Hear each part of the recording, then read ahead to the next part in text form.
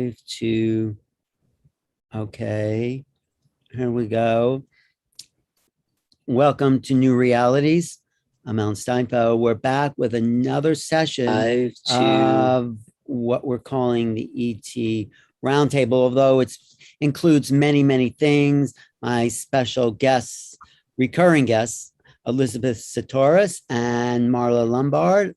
And your background, Elisabet, because people don't know you, just come on. Can you give us just a little bit of the vast work that you've actually done in your life?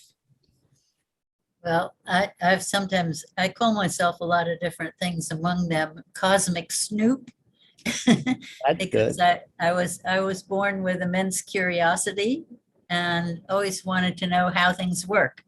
You know, whether I was a kid dissecting a frog in school, or finding birds' nests, or climbing trees, or collecting snails. I had a lot of opportunity to be out in nature as a child. And since I'm 85 years old, that was a long time ago. Right. And it was You grew up in upstate New York? Were you in upstate? Hudson, yep, in the Hudson Valley.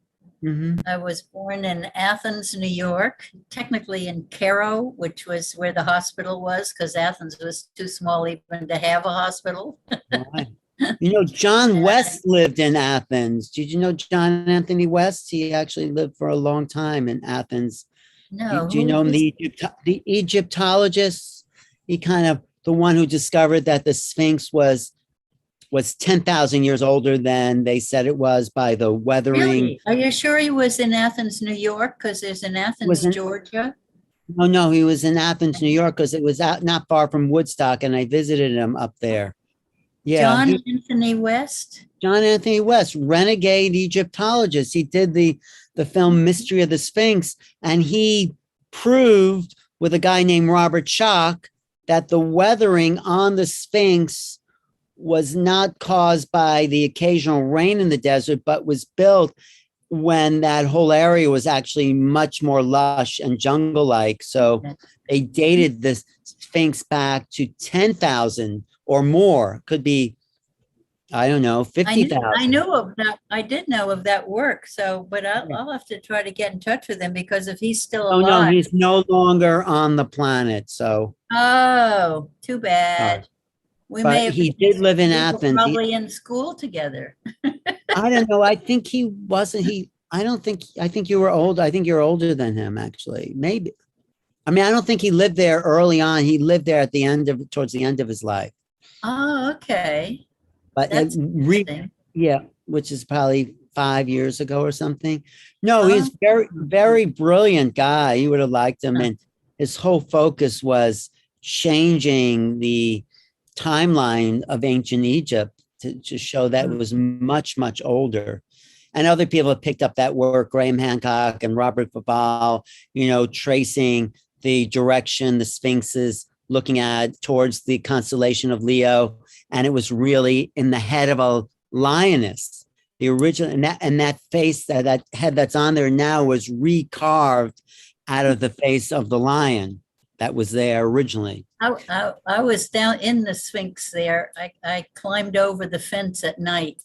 I was out with some camel boys who took me over there and helped me to climb over the fence so that I could actually walk up to the Sphinx and pet it and be there. So, anyway, you know, that child. Have you ever been to Egypt, Marla? I'm just wondering. I have not.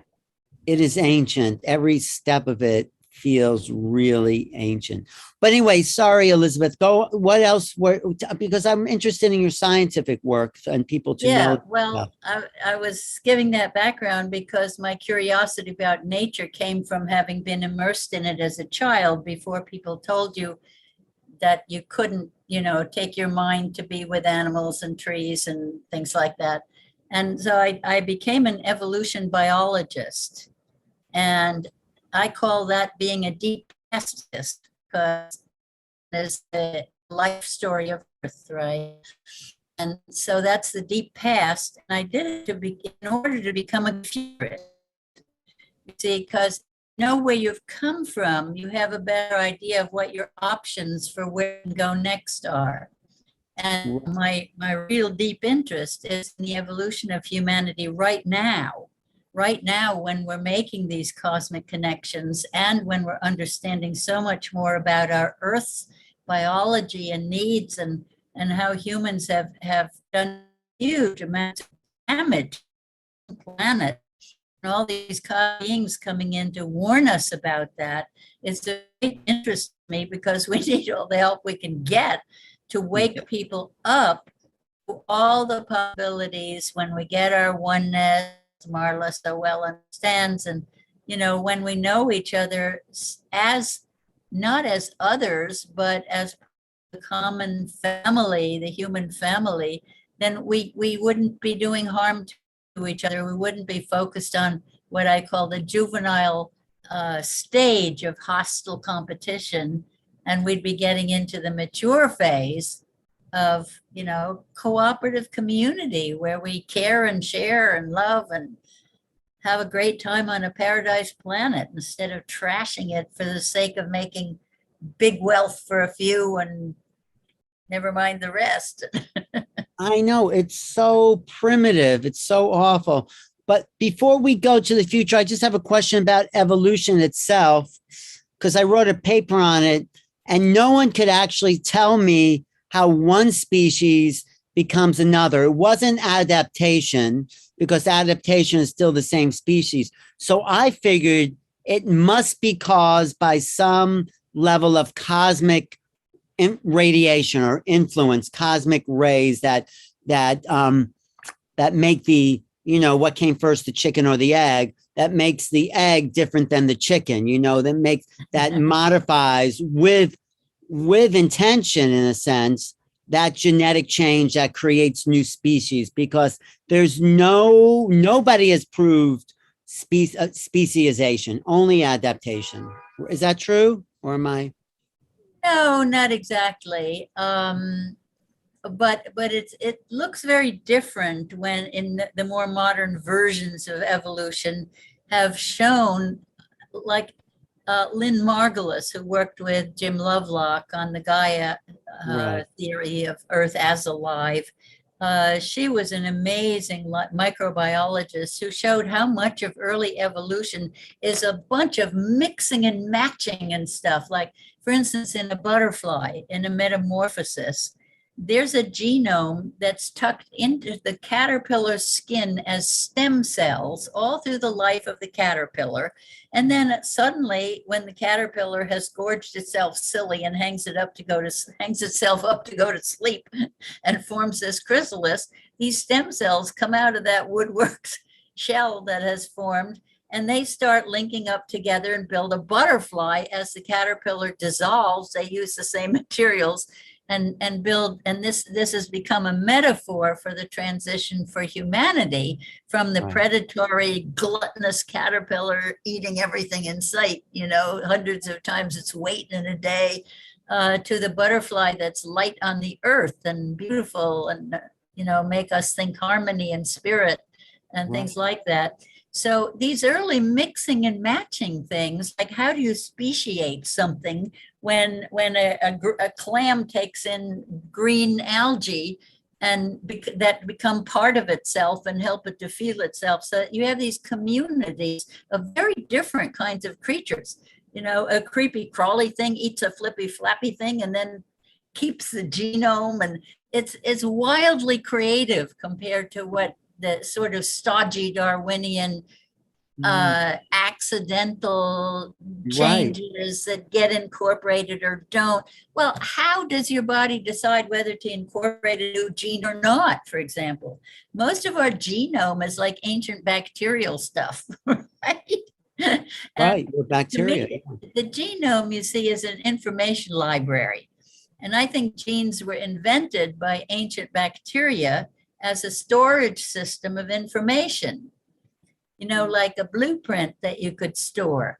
But genes can't do anything by themselves. It's proteins that are the intelligent molecules that run around pulling the books off the shelf in the gene library and copying them and reading the instructions and making things from them. So nature is just so much more interesting and creative than what we're taught. Who directs all the action?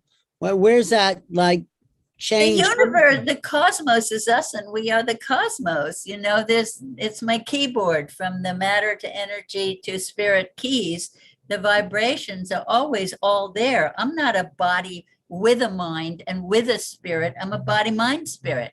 And everything in nature is intelligent. It's in communion with everything else, like our cells commune with each other. They know what's going on in the whole body. They know their role. They share. We call it getting sick when that whole system goes awry somehow, right? When we take in some foreign entity that doesn't belong and the body has to fight it. And, most of the micro world, the bacteria and the viruses, we couldn't live without them. We have 10 times as many bacteria in our guts and on our skins as we have cells in our bodies, and every one of our cells is a cooperative of ancient bacteria. So it's so much more fun and interesting when you understand how things really work than what you tend to get taught in school and then quizzed on, and you get the answers right or wrong and you go take another course, right? Did you know that, Marla, that most of our body is bacteria? I'd heard that one sentence once and I didn't understand it. I also didn't understand the depth of the metaphor of the butterfly. I thank you so much for that, Elisabet. I mean, yes, we talk about metamorphosis, but I never heard it in that way. And the body of the caterpillar, it completely melts. It completely dissolves into liquid. And yeah, well, but that liquid is then incorporated by these stem cells that have been held by the caterpillar all its life up until now, when they become active to produce this second completely different kind of creature. But it was always there. It from the birth of the caterpillar on, it holds that potential for its own transformation. You see, think human society. We know what to do. We have the potential is in us always to be caring and sharing communities. And we've done it at local levels. Look at the whole Hudson Valley was Haudenosaunee territory, right? The Indians that lived there, we called them, the Europeans named them the Iroquois, right? But their own name is Haudenosaunee. They had the only real democracy I know of on the planet. And it was we borrowed that there. We borrowed our Constitution from the Iroquois. A little of it, because Ben Franklin, one of the authors of the Constitution, had really gone to live with them enough to learn their culture. And he said, hey, we're trying to write a constitution. They have one. It's called the Great Law of Peace. And look here's how it works. And his buddies, his buddies wouldn't let any of the Iroquois could only come to meetings. The men could come, but they weren't allowed by the settlers to bring their squaws, as they call them, the women, right? But in their own culture, the women and children and nature and 7 generations ahead were all part of their great law of peace. And the only thing that Ben Franklin got the founding fathers of America to copy was the tripartite government for checks and balances. That's right. The only part. They left out women, children, nature, and the future. Right? But they got the executive, legislative, and judicial systems from the Iroquois. Yeah. So we've done true democracy at that level of the 6 nations of the Haudenosaunee. That's the biggest and realest one we've ever had. We've never been challenged to do this at a global level. That's what's new. Is it possible? Yeah, but nations can't do it because nations are too nations are lines scratched across the territory, usually through tribes, right? Through the middles of tribes territory. Right. Right. And they're not natural the way, say, a watershed. Wait, I lost you for a second. Did we lose her, Marla? Mhm. Isn't she fascinating though? I mean, Yes. all this Yes. experience. Yes. Yes. Oh, we lost you for a second, Elisabeth.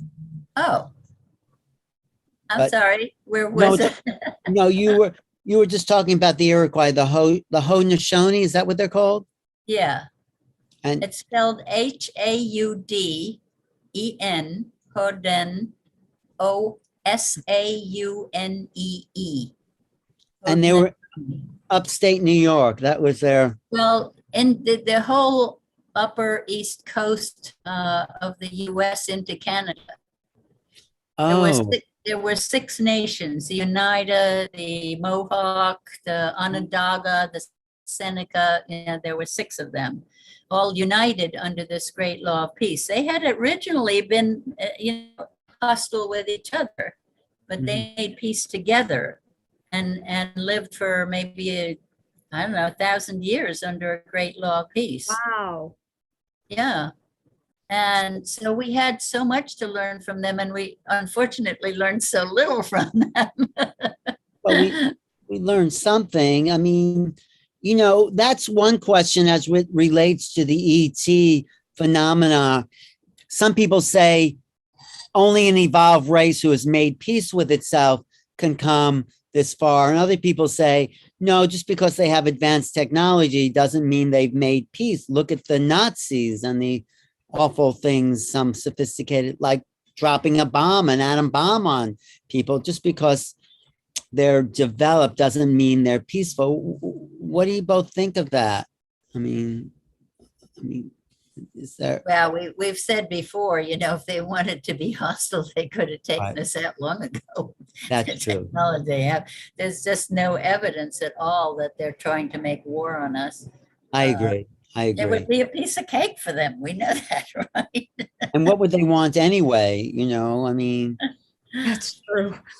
What is it in us that expects them to be belligerent and that shoots at them as soon as they become visible and stuff? That's our own projection of the hostility. Yeah. That's that's us projecting our own motivations, our own behavior onto something else. What do you get from these beings visiting us, Marla? You can talk to them. You can, do you get many different races? Or, if you just tap or one primary race, what do you get as a intuitive? I think there are many. And I think that they come from many places in our galaxy and beyond, but also definitely other dimensions. I don't know what that looks like, but I'm very curious. I wish somebody could show us other dimensions. Maybe I could work on that, Alan. Yes, I'd love that. What do you mean by other dimensions? They're right. Show us what it looks like, or you can see hypercubes. You can see different dimensional spaces. If you, true. That's true. I say like I know. No, but there are. I feel like they're just out of our space and time. But obviously they can connect, or we wouldn't have a sense of them, right? So I feel that any being that's ever connected to me has been filled with hope and encouragement, right, for our planet, and that they have a perception of our suffering, and that they're watching. And I don't feel that that's in a negative way. The watching, I feel, really is something that we would compare to being present. You know, when you're fully present for someone, you're listening to what they say, you're looking at them, you're being with them. Even if you say nothing back, it doesn't matter. This is what I feel like there are different presences, different beings who are being present with us, and that somehow that's important. Maybe not with us, but watching at least. They're watching for us to wake up, like Elisabet said, be sure, I think, to get out of our primitive, hostile, warlike manner, I think. And go ahead. I've Hello. book talks about the ultimate goal for humanity to be to free ourselves of this physical world and move into the higher dimensions. And I'd like to know, how many cosmic beings are there who stayed on their planets, who remained biological creatures, as well as who were playing the whole keyboard, as I call it, from matter, energy, spirit, without losing the low keys. When you listen to music, when the low keys are taken away, it just doesn't have that full body, wonderful, the deep resonances. And so for me, I don't want to be told that I want to get beyond this. I'll be doing that soon enough, then you have forever to do that, right? But yes, but should that be a permanent goal? Or is there a good reason for the cosmos to have physicalized itself into those low keys? And isn't our real job to play the whole keyboard, to be able to totally, I can get out of my body and come back in, but why would we want to lose those bodies? And I want to find out which of the extraterrestrials that we are in contact with know of planets where people remain as biological creatures who actually eat and poop, let's say, right? Right. And have sex, right? And all those fun things about bodies, but get rid of the stupidities and the trivialities, and so that our creativity can have full reign, playing the full keyboard. Well, maybe that's what most that we can. Oh, sorry. Oh no, go ahead. I'm just letting Mike go. Go ahead, Marla. But I don't think that we can assume anybody else's biology. It's like the different species that we talk about.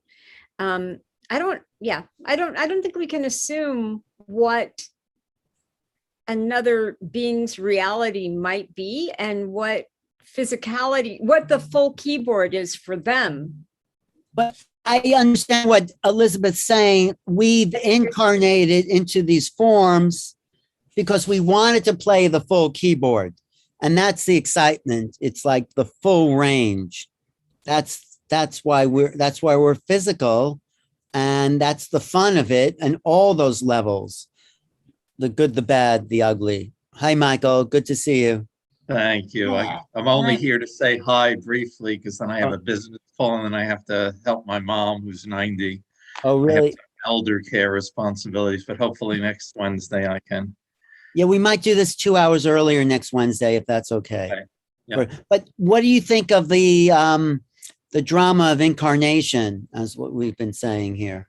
The physicality. Well, I can only comment that I wish it wasn't the good, the bad, and the ugly, and had for more of us more on the good side of the spectrum to be the person representing duality here.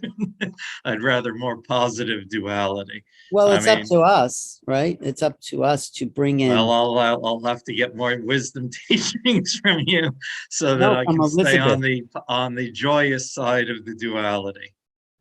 But I think Elisabet asked, how you think that happens on all planets with beings, that they go through the whole range? Was that the question? Maybe other planets are different. I mean, at least in the Buddhist tradition, there's other realms of existence.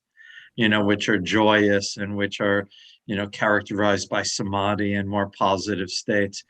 For me, one of the quandaries, that's something that I personally face and have in the past, is if you're looking to make a contribution to the whole, you can be stepping outside of your own little world, and you can be asking for a heap of trouble. Wait, what do you mean? Can you explain that? Like when I ran for Congress, Right. thinking, hey, I have some ideas which, proved with time would show that they would have been useful if they had been implemented. But then by stepping forward, there's other people who wanted the job. There's other people, I'm told, who was like the governor's daughter. They wanted the job for her, so they didn't want me in there. So then you attract enemies, you attract attacks, you attract lawsuits. When you step out to help, it doesn't mean that you're going to be greeted with flowers and appreciation. So it's one of the quandaries. I mean, even back in the movement days in the 60s, where we'd look at these questions: how much do you do things? We were going to create a revolution, a different kind of society. What's the personal price going to be, for these kinds of things, and the balance on those. So you're making really good point, Michael, about what I'm saying is, don't we need to get the low keys right? Don't we need to not just escape the low keys to move into those wonderful, joyous, higher dimensions where the angels play and have a lot of fun and stuff? But there's a reason why the universe. The universe, we lost gives us you. the low keys, is what you would probably be saying. There's a reason why. Yeah, it's the full range. Yeah, right. I think one of the things is like that a group of supportive people can help with, dealing with the low keys. And sometimes the low keys can be pretty difficult to deal with on your own, and particularly in a society where we're judged as less if we are experiencing the low keys. Yeah.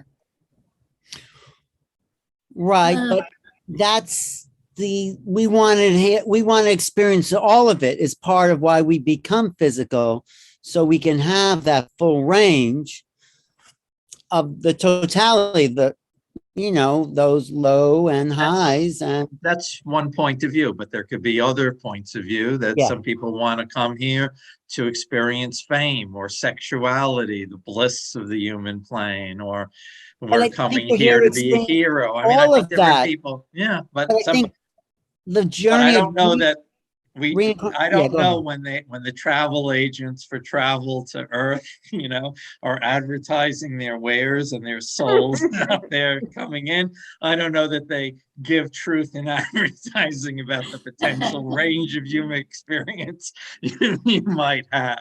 Just like I just came back from Las Vegas. They don't say, hey, you might get robbed at the airport, or But I think the reincarnation, the coming back, and it's to have it all, to have the full range, maybe not in one lifetime, but, Well, it's that what you're saying is a truism. It's definitely what you might experience. Whether we want it coming in or not is another question. I don't know. I have two stories about this, Alan, if you can bear it. Tell us. No, okay. Tell us. One of them is I was looking at a client, and her brother was a drug addict, and the one who was making a lot of unhappiness in this fairly happy, stable family. And when I really looked at the deepest level of it, he didn't care. And it's not that his personality didn't care. It's not that his heart didn't care. There was some aspect of his soul that was going to experience this no matter what suffering was caused. I found this disturbing, but it was so clear. The other thing I'd like would you say that's karma then? He just had to, for whatever reason, whatever lesson he needed to learn from that experience? Was that sort of it? I think so. But I think that decision was made, and then the aspect of his person was going with it. And it seemed to me that an aspect of his soul or spirit needed to have that full on experience. I don't understand this. I don't want this, but at the price of the happiness of others. And I didn't feel that it was a sort of soul sociopath thing. I didn't. I felt that it was very directed. And not conscious and not personal. And I felt like it would never be conscious. But in another client, this was incredible what I saw about her. She reincarnated as a man many times, which she preferred. When she reincarnated as a female, because she was interested in the power of spirituality, not in a bad way, she knew that she could have more of an effect as a male. She would just bail out. I mean, I'm not trying to sound callous, but smallpox came through. If she was a 5-year-old girl, off she went. She had no interest in being a female. But she did do one life as a prostitute because she had full power as a female. She could control her life more. She could have full experiences. She could control her life more. So those are two kind of examples of what we might consider unhappiness, but were soul's choices. It's just one I felt was more conscious than the other. You know what the Sufis say? They say what is sadness to the soul is laughter to the spirit, meaning. Oh, I love that. The soul goes through the whole range of human experience. That's the soul memory. But on the higher levels, what does it matter to the spirit? It's another sensation. It's another emotion. It's about feeling it all. Mm-hmm. And so I don't know if that's true, but it sort of resonated when I heard that. I mean, it's like, I think in my experience as a psychic reader who's looked at a lot of past lives and a lot of current lives, I can't agree more with that. So, but yes. Do you feel we get off the wheel of incarnation when we've done it all? I mean, we don't have to do every single thing, but felt everything that we can within the human realm of feeling. Yeah. Well, I think that's kind of the classic thought, right? I have no idea whether that's true or not, because what's operating at the core of, or the higher level of us, is so big. I think that we like to make stories about it, but the vastness, I think, cannot really be comprehended. On the other side, I see, or heaven or whatever, I see people living at all different levels. And I've talked about this before, but I don't think I've mentioned this one, like the man who went to the yacht club every afternoon and met up with his pals, from that level to the most elevated high level that I haven't given you all my examples, but that I could hardly reach, or that I had to work with everything in myself to reach. Now, here's the question. How did that elevated person get there in response to your question? Of course, we don't know. But wait, the guy who went to the yacht club, you're talking about on the other side, he went to the yacht club every day. Yeah, every day he went to the yacht club. Just to experience that. And then there was other people who reached a very, very high state of consciousness. Which is almost, in one of them, I saw almost diffuse the energy. That he, in order to connect with me, had to coalesce, become more dense, and drop down. I should ask him sometime how we got there.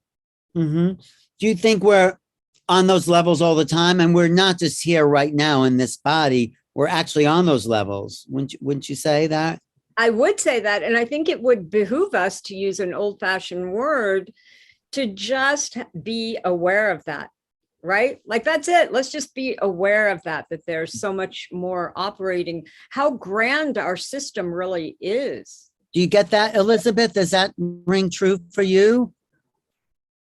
Yeah, I'm having a lot of thoughts about The karmic evolution, as we usually think of it, is on the individual's level, what we've been talking about, that you go through these many lives in order to evolve as a single soul. And there's also, I think what I'm more interested in a way, is what is the communal evolution about? And we all often talk about how karmically we meet people in this life that we've been with in other lives and things. But how about for our whole species? That's what's in question now. Things for us on Earth are now global, right? We have woken up to the concept of global. We've been doing it. We've been walking from continent to continent, for thousands of years and establishing civilizations all over the place. But it's the first time that we have had communication systems that tied us together globally. And when we think of our problems like climate change, a global problem to face as a whole species, when we look at the entirety of our species effect on the planet, our predatory effect on it. And it's this part of our evolution that I'm interested in talking to more cosmic beings about. There will always be planets, I assume, that are still unevolved enough so that you can go and be a drug dealer or whatever, right, for your own soul's growth. But is there a planetary project here for us humans to become a caring and sharing global culture? Is that on our agenda, or are we individually just thinking about how do we finish our karmic circle and get out of here?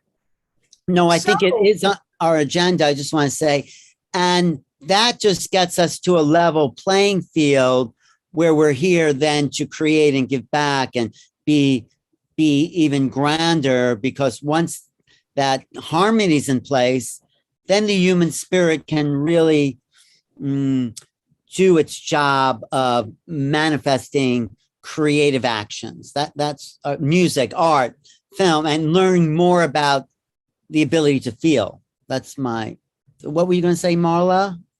Thank you. So what if, as you said, Ellen, that just takes us to a level playing field. Yeah.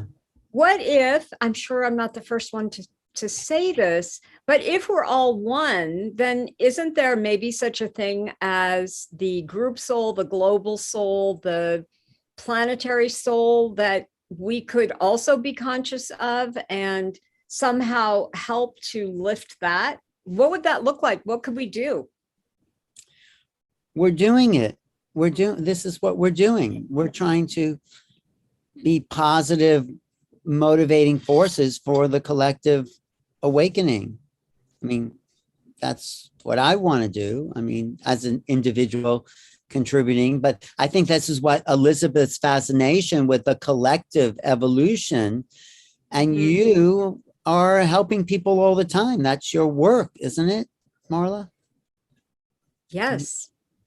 But now I'm fascinated by this idea of the global soul. That's what I'm going to call it, or the global spirit. I'm always interchanging the two words, spirit and soul. But let's just talk about the thing that's bigger. Is that the spirit? Is that what we call it? So why can't we lift up as one spirit? Why do we have to go through this whole individual process? You're the one that brought it up, Ellen. And now I'm fascinated. There's nothing wrong with the individual process. I agree. How do we do the both and rather than the either community or individual, right? Well, on one level, there is no individual. That's the sense. It's like. But we don't recognize that yet. Of course. In our bodies, we see individual cells and we see trillions of them working in harmony. Our bodies are such incredible examples of what the universe can do when individuals come together into community. Right. But we can take it to another level if we do this with all humanity. We're not finished here on this planet. We're not just No, here you're- to dive into the muck and clean ourselves up and leave. no, I agree. We are part of the collective mind of humanity. This is what Bruce Lipton, I quote him in the end of my books. He says, "We are not humans until we create humanity." This is when all of us come together and realize we are part of the same being. Then we create the collective humanity, which he calls the synergy of awareness. So it's like the individual cells came together. This is the evolutionary of Bruce Lipton, and they remained a community of cells, but they didn't have a synergy of awareness until they sort of merged their consciousness to create one being, not just a colony of cells, but a being of a multicellular being. So we have yet to reach the stage of a synergy of awareness. We still think we're separate, but we're all really having the same conversation, just in our different cellular way. But there's the greater mind that we're building towards, just like all those cells in the body of yours, Marla, is creating that single thought, which is the synergy of awareness that makes you, you or me, Elizabeth. So we're in that stage, yeah. So I love practical steps for development. Mhm. So let's just discuss this for 1 minute. What would practical steps for all of us as individuals look like if we embraced the oneness? Like what's something that I can do in my life or somebody else? I have to say, it's what you're doing, Marla. You're not doing this for yourself. I'm not doing this for I'm enjoying this, and Elisabeth's study of biology and evolution. You're doing it. That's my answer to you. What can one do? Exactly what you're doing, because you're doing it for a much bigger reason than just Marla Lombard. That's my feeling. Or, I mean, does that make sense? It makes perfect sense. Okay, but is there something beyond that, Ellen, that we could do? I don't know. Let's ask Elisabet. She's the biologist. Is thinking enough? Is Unmute awareness enough? Is what? Is awareness enough? Is thinking about it enough? I mean, it might be. Wait, let me just get Elisabet to unmute. I'm thinking, you hear me? Yes, now we can. Yes. Or we did. Before Bruce wrote his first book, he and our friends both used the term "think of humanity."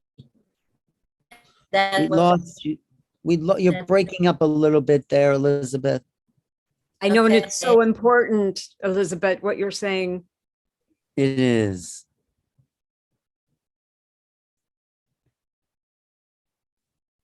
Wait, did we lose her?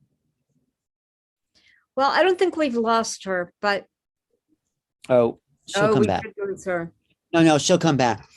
But wait, ask that question again. So you think more than what you're doing, you feel like maybe there's more you can do, or more we can do collectively, right? Yeah. How do we lift ourselves up as one being? How do we? I mean, yes, you're talking about my personal contribution and your personal contribution, which we're on a mission. Like, we don't even have a choice, right, Ellen? Right. We have to. So there's our lovely friend, Henrietta. Alan, How are Marla, you feeling? hi. And Elisabet is coming back. Oh, good. And Henrietta's joined us. Hi. Wait, good to see you. You too. It's Hi, late Elizabeth. there. It's like 5 in the morning, isn't it? It's very late, but I wanted to connect. Well, next week, thank you. what time should we do it next week so you can be? Well, would you be able to do it a couple of hours earlier? Yes. Well, Yeah. I guess. I mean, what it's up time? to you. Yeah. No, of course. What time? Like 4 o'clock Eastern? Is that Yeah, that would be great. Or 5. 5? Yeah. Okay, Okay. 2 hours If that- early. As long as that works for everybody else. Yes, yeah. But Elisabet had something really key to say. Yeah. Marla asked the biggest question you can ask. Wait, what? Can you repeat it? Go Yeah. on. Yeah. Okay, the question, Ellen brought this up. Okay, we've all discussed it, Henrietta. If there's an oversoul or a spirit of humanity, and Mhm. okay, everybody's doing their little bit to lift us up. Alan said, okay, that's making the playing field even, hopefully, right? I said, I like practical steps to things. So Yes. I was asking, is thought or awareness enough to kind of lift us up? And then Elisabet was going to answer and give us some steps that we could each do to lift up the entire soul of the planet, rather than going at it individually.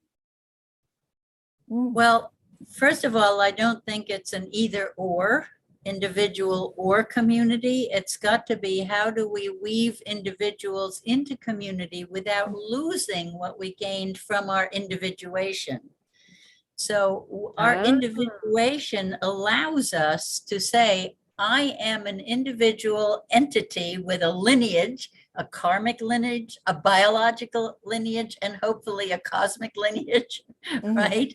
Yeah. But my interest on Earth is on how do we form what we've done at local levels, such as we were talking, Henrietta, about the Haudenosaunee Indians, which the settlers called the Iroquois, having had a real democracy of caring and sharing, understanding the human relationship to the planet, giving back for everything you took, and thinking 7 generations ahead and all those good things.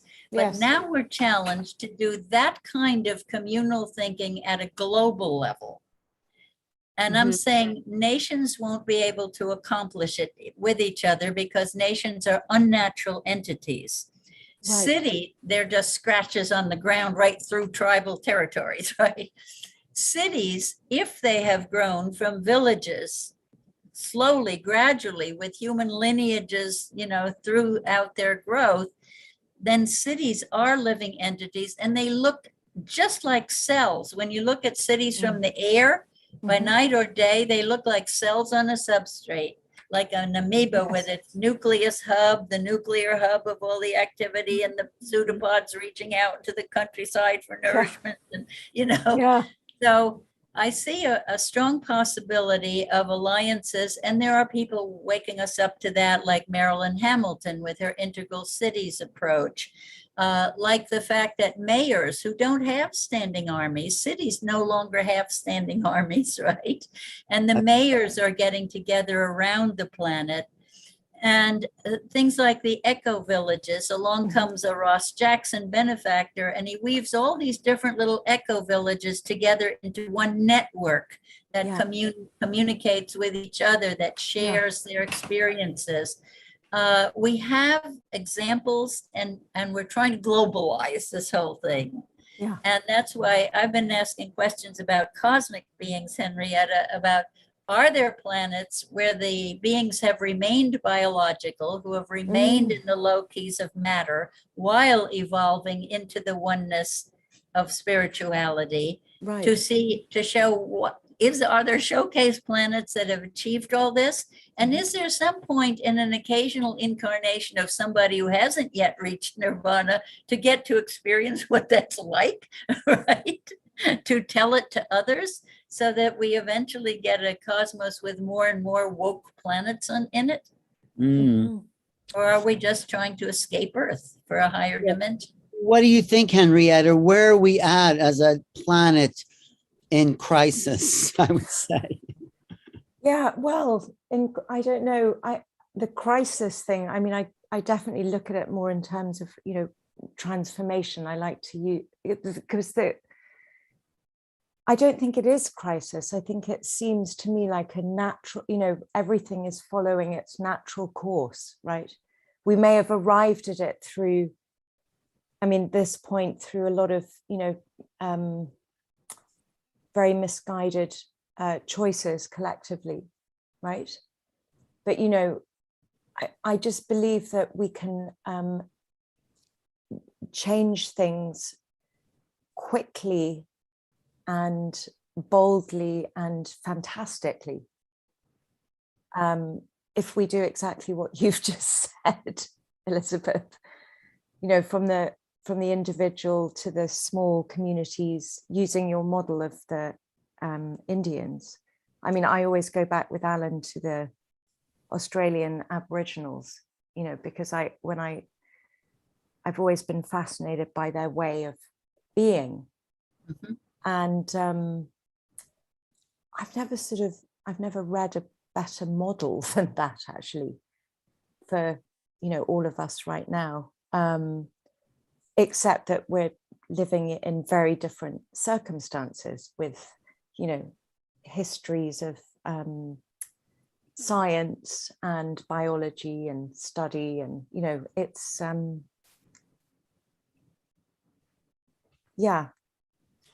But Marla's question was also, what else can we do to pull, wasn't that your question, Marla, to pull it all together, to go beyond? You know, we're all here to help, and I think all of us, but I think you're saying something like there must be more, sort of, or is there more? Is that what you were saying, Marla? Well, I was just asking for practical steps. And I think, Yeah. Elisabet, you really answered it.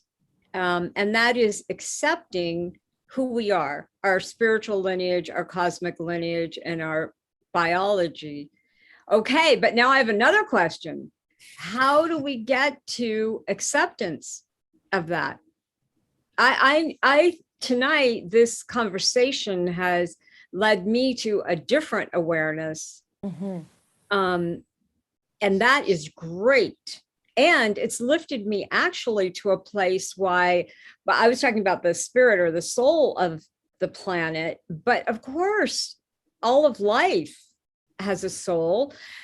So although I've thought of these things many times before, Elisabet, you've given me a different framework to expand. So here's the question then. How do we get to the stage where we can accept the three things you mentioned and the thing that I mentioned, which is all of life? How do we come as individuals to really fully accept that? I think it has to happen through conversations, you know, conversations like these, and then other people pick up an idea and the idea flaps around, and we have memes floating like genes presumably do in biology. Yeah, yes. And more people get that, wow, there's a way out of this darkness. Yeah. You see, in the physical world, we do create crises.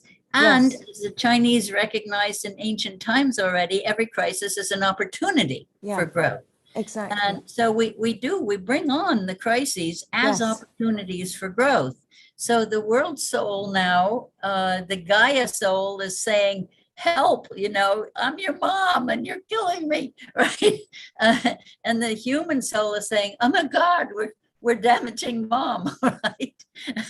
So that's part of the awareness at the global level now, I think, for humanity, is even just the climate crisis itself is bringing people to understand we have to fight together. Just because you've got a fire and I've got a flood and this area doesn't yet have either one, doesn't mean we're not all vulnerable, because we're all sharing this earth and polluting this atmosphere that knows no boundaries and things. So yes, it's wake up.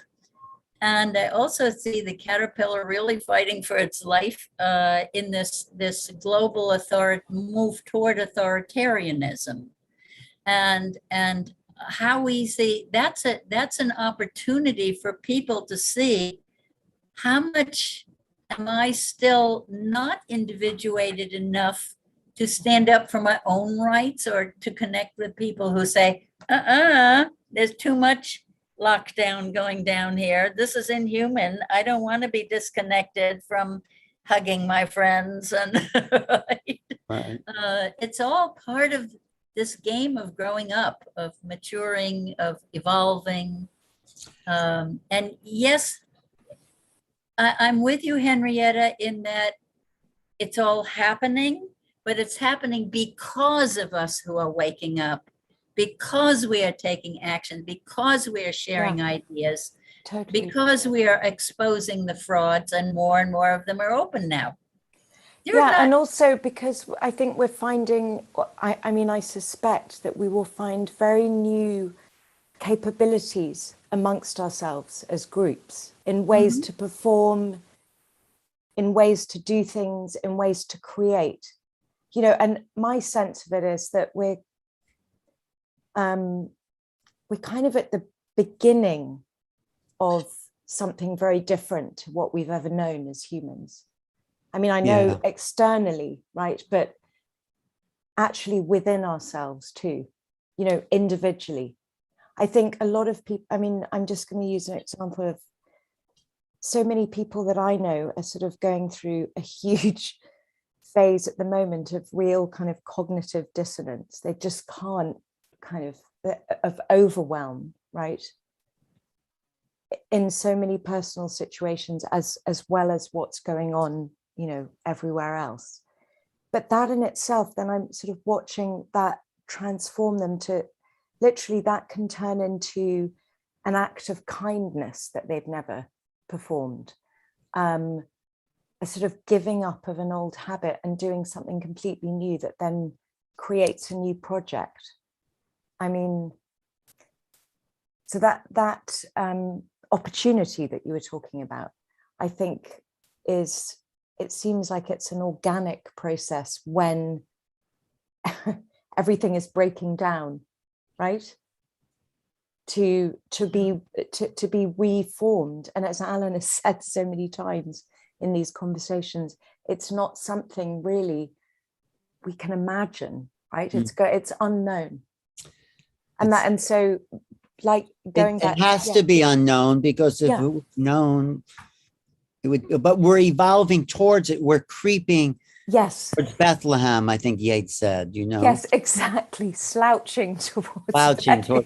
Except we shouldn't be slouching. We can be like dancing. But we are slouching, really. The planet is like, I mean, in a sense, you could see that. Yeah, but they're not dancing. They're I mean, think maybe a lot of people are really switched on, though, in ways they never have been, in different ways, right? I mean, that's. I think my biggest questions is what is it like for the souls who have incarnated so recently on this planet? Right. That they are thrown directly into the chaos, directly into the world of iPhones and social media. With no narrative given to them anymore. Everything they are told is fake news. Nothing is real. How do you negotiate? But I think that's always the situation, Elisabet. You could say that about what's this. Alan, well, let me just finish. What about that generation was thrown into television, you know, in the 60s, like with no prerequisite and all this bombardment. It's just another level of the chaos. You think it's different? Alan, when we were young, we were taught classics in school. We were taught ancient Greek and Roman history. I wish I was. I was going to say not I wanted to learn Greek and Latin, but my school didn't offer it. We had a sense of history, of trajectory, that I've tried to amplify from biology through human history that I don't think the kids are getting anymore. They're thrown into the chaotic situation, and it's like a sink or swim thing that I think would be really, really hard. When do they get to commune with nature freely with no grown-ups watching the way I was allowed to? They don't. They're living social media. Well, but some, I mean, a lot of children I know, though, they do, their parents are making sure that they do have that aspect to their lives. But the sort of toxicity of what you're talking about, the social media, digital universe, also has the incredible, what do I want to say? The incredible potential for connectivity as we're experiencing now, right?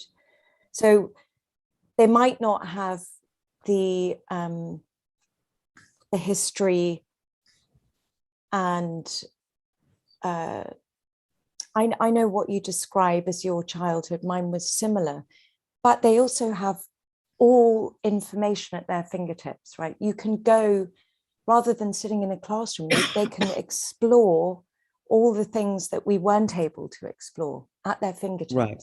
And don't underestimate the resilience of the human mind to adapt.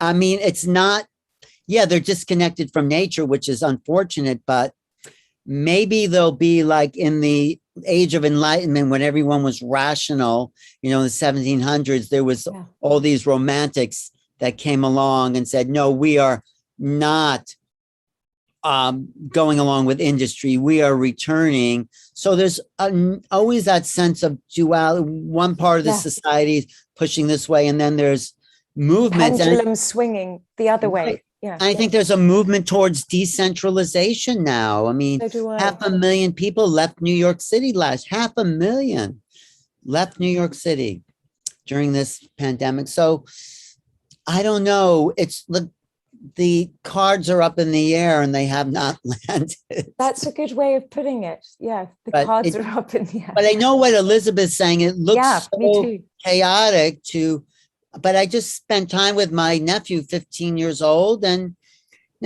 he knows more about the stock market than I do. Right.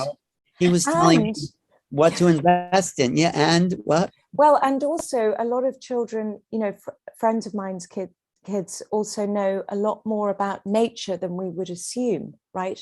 Even if it's not direct contact, they've got all these incredible programs to watch, things to read. I know it's not the same, but they do have a way in, and they also, I think, have a very kind of this very rapid connectivity between them. It might be a bit problematic at the moment. Perhaps in a few years, it could be.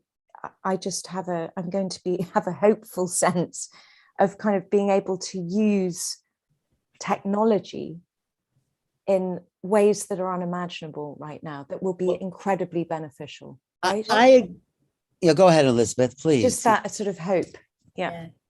I have so many questions for them about, we humans are storytellers and we live by our stories. Yeah. And our stories are the set of beliefs that we call facts, right? And facts can be different to different people. But we have a story about ourselves, and I would love to interview all these 15-year-olds to find out how do they see themselves in relation to the cosmos, to the rest of humanity? Yeah. What do they believe about the origins and trajectory of humanity? What's their story? What's their narrative? Are they able to form an awareness that they're living by a story, or is their story a disconnected series of scenes, like many movies are these days, where you're just flipping from one scene to the other, and it's hard to tell what is the plot here, or is there a narrative? I agree with you. That's probably true of a lot of 15-year-olds I know, not that well, but my nephew, he plays probably 8 hours a day on these games in the basement with what do they call Xbox, which, you go and shooting people and and it's so disconnected from this real world, but he's not maybe it's not, you're right, but it's not living embodied like we talked about before. But that's what he chooses. And but hasn't he been manipulated to choose? I think you're right, but he wouldn't see it as manipulation. He would see it from his side. Oh, this is fun. But you're right. But we've all been manipulated to choose. Yeah. Yes, Marla. Oh, yeah. And Marla. Yeah. I mean, all we have to do is look at television, and then before that, movies, right? I mean, these are no different than sitting around the ancient campfires and sharing stories. And, every generation we remake a movie. Every generation, it's the same story again and again. It's like every generation needs that story. Now, whether we really need it or not is a different question. And then look at all the European movies that we have taken as Americans and made, these great classics, thinking that, we viewers think of them as our movies when in fact they weren't. They were French or whatever. I don't see this as any different than any other sort of manipulation that any century or time has done. I think Elisabet does think it's different. I don't want to put words in your mouth, but because we're a smaller planet and we're running out of time, in a sense, environmentally, there does seem to be and the mass manipulation is at a much more global and also intimate level. You know, you can't turn it off. It's because it's right here. Well, if you could see my phone, right there on my phone, can't turn it off. It's become an extension of our, you know, mind and body. So it's something. But you know what? Oh, sorry. What? No, go ahead. No, well, tell as me. a woman who's been dating online, I have found like amazing connections with men that I would have never come across in daily life. And I'm telling you, I've learned something really important and valuable from each one that I've interacted with over time. So this is a way, I mean, it's a silly example, but not really, because it's not. My life has been touched. So I think that, you know, we've always had the same situation. You know, we had newspapers once before we had film. You know, it was the same story, right? We weren't getting pure news then. We weren't getting a real story. We were getting what those in power or the newspaper owners wanted us to know, right? I think actually we have more freedom in a way. I mean, Elisabet, in so many ways, I agree with you, but people kind of share incredible things about themselves, which a lot of them I would rather not see, but there's also a personal freedom and connection there.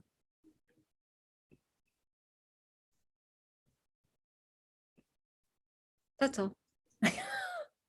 Marla, No, I had a question for you actually, in terms of the technology question, because you and I have talked about that quite a bit, and you know, it comes up on this show.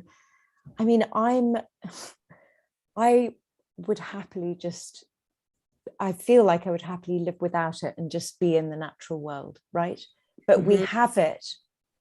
It seems to be serving a purpose that we haven't yet, you know, really come into, right? Yes. I see it the same as Elisabet. It seems to be this kind of sort of hideous demonic thing, you know, and my friends talk about their children playing these games constantly and horrible YouTube things that they watch, etc., etc. But what's the potential of it? That's, you know, that's what I'm interested in.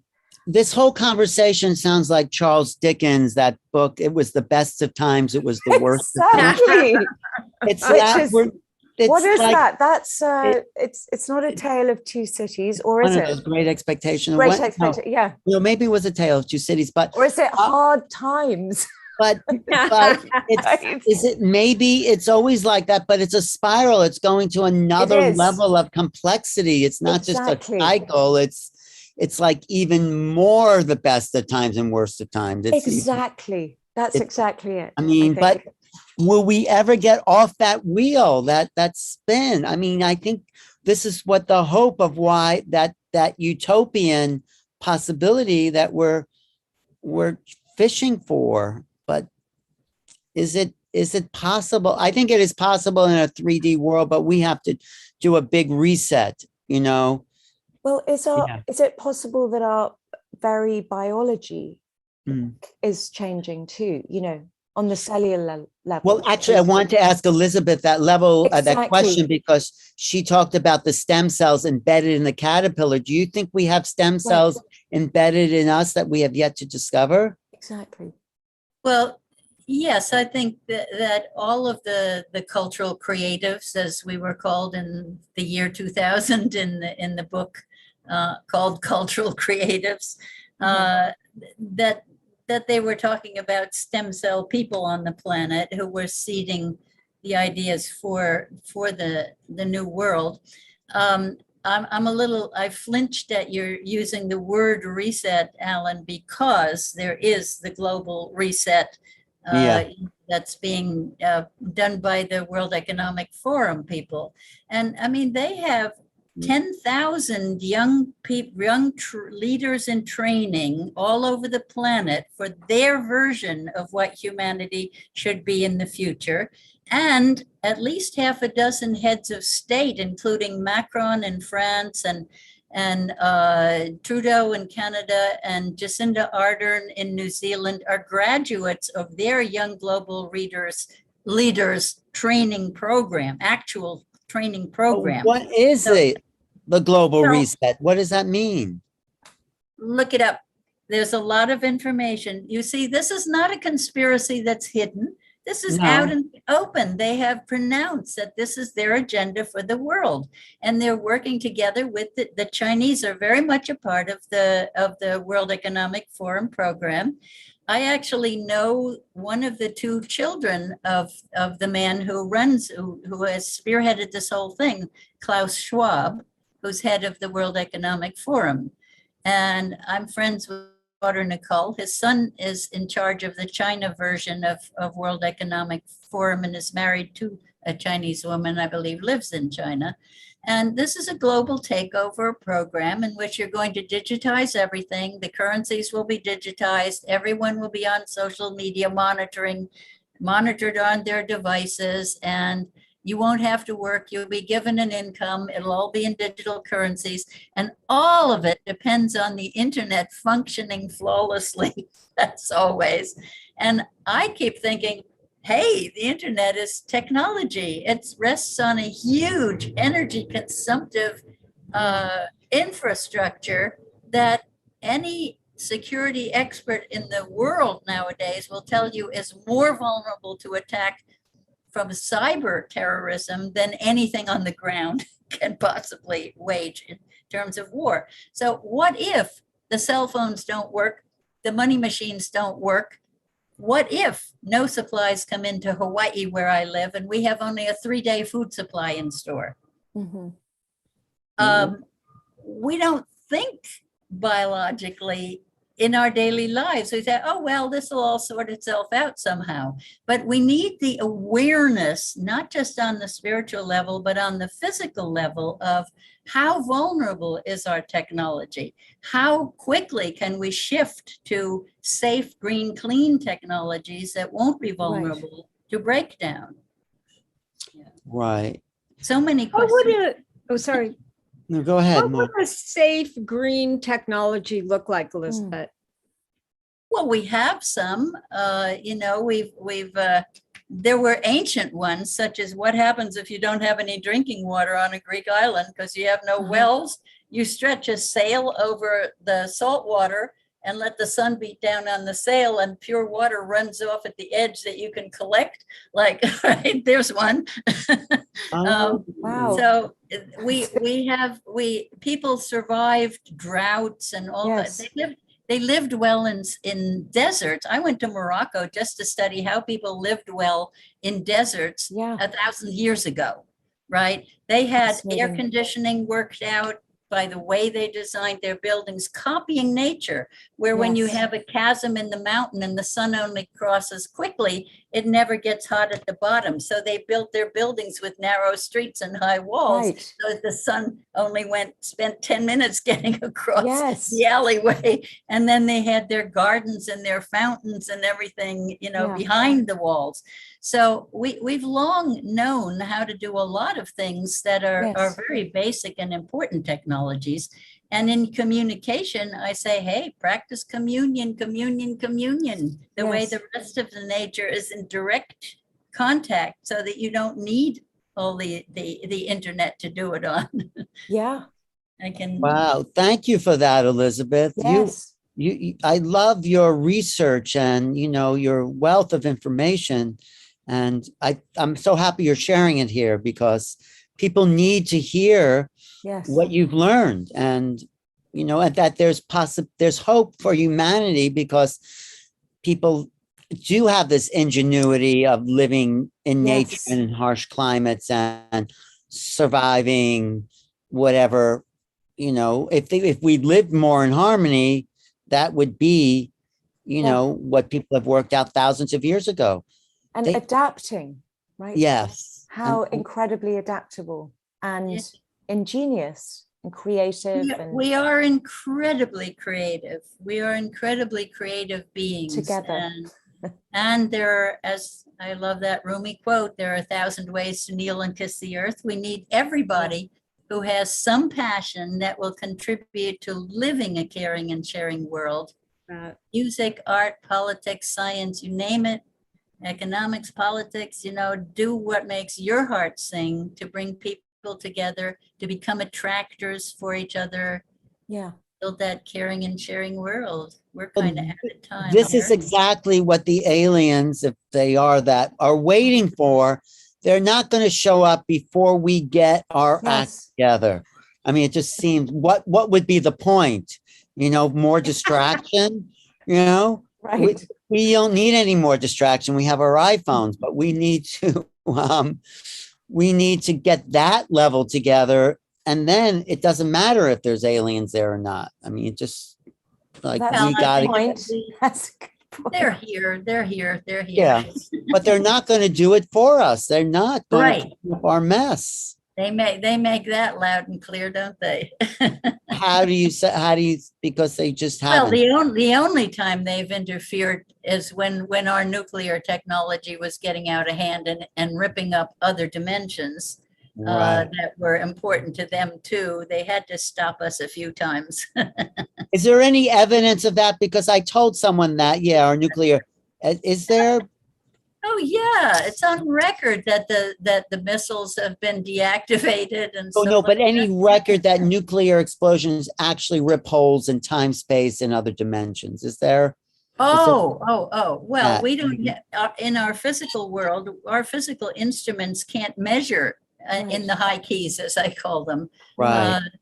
So we can't prove it with our Western science. But it makes sense that, Right. yes, of course, we are disrupting the time space continuum with these atomic bombs that are, Actually, Alan, the best evidence is the fact that they have deactivated our missiles, but not tried yes. to win any war against us. That the only thing they do is take out our most harmful weapons.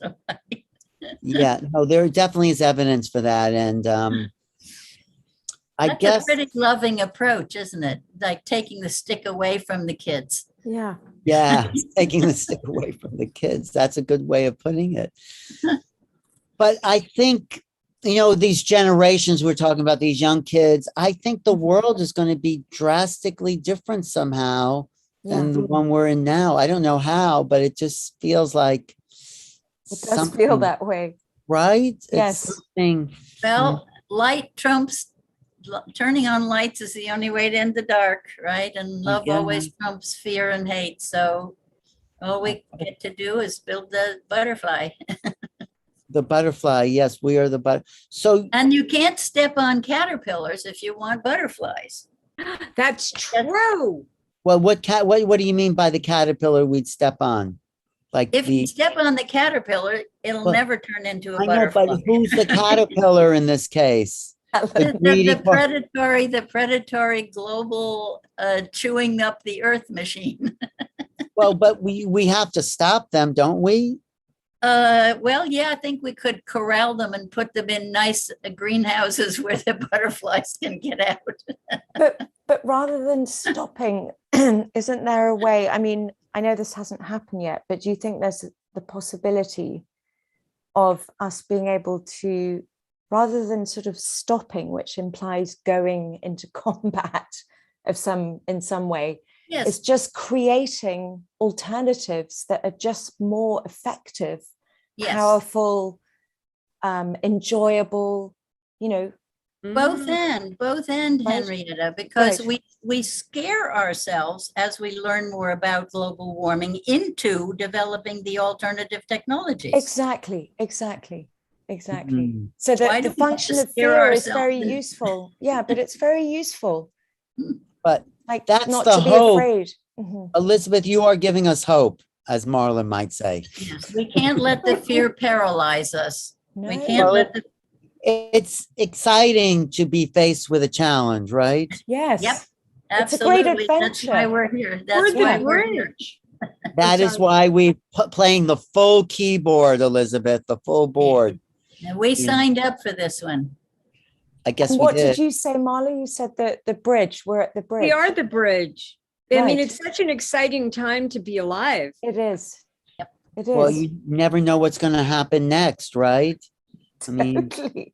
In a way that we've never experienced. And it's Yeah. accelerating every day, right? it is. It's very odd. Yeah.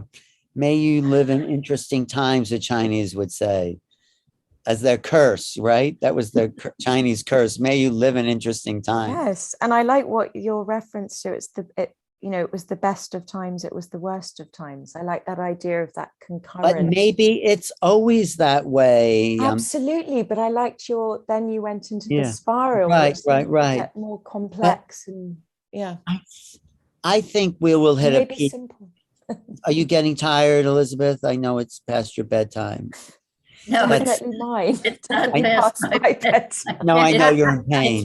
It's past my desk chair time. Okay. Right. Well, we might continue for a little, but next week we'll do it 2 hours earlier, but thank you.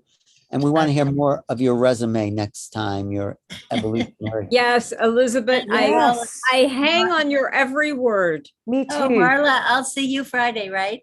Mhm. Okay. Thanks. Okay, my dears. I Thank will. Thank you. Lovely to hear Lots from of you. love. Thanks That's- for being here, Elizabeth. Thank you to everyone for being here. We're so lucky, aren't I we? know we are. I get some good feedback online. Let me just see what people are saying. Let's see. I believe there are other planets who live in a physical body and at the same time share a collective mind and soul. And I believe we're headed there. Eamon Sullivan. That's lovely. Yeah. Yes. Yes. And So are we kind of there what? already as well, Marla? I mean, Are we a collective mind, you're saying? yeah. Do you think we we are are. in some are. way? You I don't think think we so? are. I think we are in a collective mind. I can Marla doesn't give it think to so. Henrietta. I mean, in pieces, In where pieces. maybe not the whole. No, but I do think the whole COVID thing has brought us into this common dilemma. It has united us. I mean, you can't go anywhere where people are removed from this, I mean, mass. I mean, I had friends in the Andes and in India and Australia. I mean, everywhere on the planet, we are Mhm. bonded by, you want to call it a threat or something, a commonality that I don't think existed because we're so much more connected. So yeah, there's been pandemics, but Mhm. everyone did it in their own way. But now there's no denying that there's one world and there are really no borders. I mean, that's different. Yeah. Mhm. That's a good building point. towards the one mind is in a negative way. I mean, we're all kind of, but I think we're building towards Well, something. I think that's a positive aspect to it. Yes. And I know so many people who have really lifted up, especially last year when there was so much isolation. So many people grew in ways and into ways that they never expected. And I think Exactly. so that's also beautiful. I think of course, this goes without saying, but what's been highlighted is the conflict between what's good for humanity. We have no agreement on that. We basically have two sides that absolutely can't agree. This distresses me so much that we don't have a group identification for what's good. You mean the anti-vax argument? Is that like the thing? I know it's so divided, and I feel both sides just distort the truth their own way they want to, so, and also have good cases, good points on both sides. So it's very strange why we just all can't be united one way or the other. It's like, but it's part of the division. This is just a symptom of the bigger Yes. distrust of each other, government. It's a bigger problem. And we're just seeing the surface of this. And that's the most disturbing, because there does seem like there's no easy way out of this particular little mess in duality. I know what could bring us out of it. Well, you're the psychic. Tell us. No, I'm It's a serious. question for one little psychic, isn't it? You're big enough to tune into that. No, you can see we can all see the future, but you're more practiced at it. I think maybe I have to say the aliens or whatever they are might be one way that will Other wake us up forms to of something big, intelligence. Yeah. bigger. Or it's like we're in a civil war in a sense. But there are ways that have come out of civil war. I mean, I think, I don't know, maybe this whole thing will just pass and we'll just forget that it ever happened. I don't not forget, but maybe it'll just. I don't think so. No, we're not going to forget it ever happened, because it's going to leave a mark on.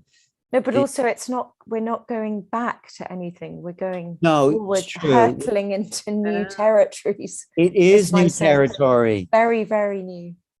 It's like On that all theory levels. about the thesis antithesis creates a new synthesis. Right. So we're at those two polarities, and we have Yes. yet to, and the synthesis is greater. It doesn't look like the polarities will ever be, but then when it does come together, it brings us to this new level that didn't exist before. So, Yeah. And Can you explain that a little bit? Oh, sorry, Henrietta. Oh no, I was just going to say, I don't, I personally don't sort of worry too much about these, divisions, right?